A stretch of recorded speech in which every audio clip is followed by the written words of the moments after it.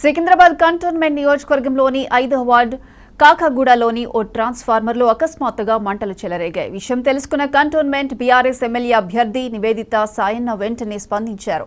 విద్యుత్ అధికారులతో మాట్లాడి సమస్యను పరిష్కరించాలని కోరారు. ఘటనా స్థలానికి చేరుకుని ట్రాన్స్ఫార్మర్ మరమ్మత్తు పనులను పర్యవేక్షించారు. ఈ సందర్భంగా విద్యుత్ సిబ్బంది తక్షణమే మంటలను ఆర్పివేసి విద్యుత్ను పునరుద్ధరించారు.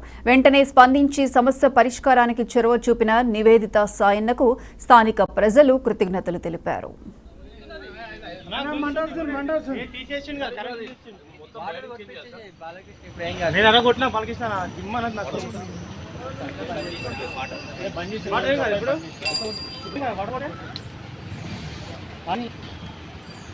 మంటకాడు కొట్టు వాటర్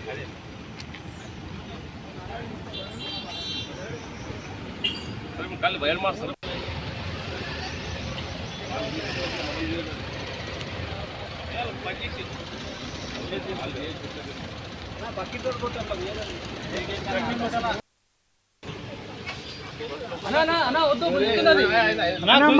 మండల్ తీసేసిండు కదా.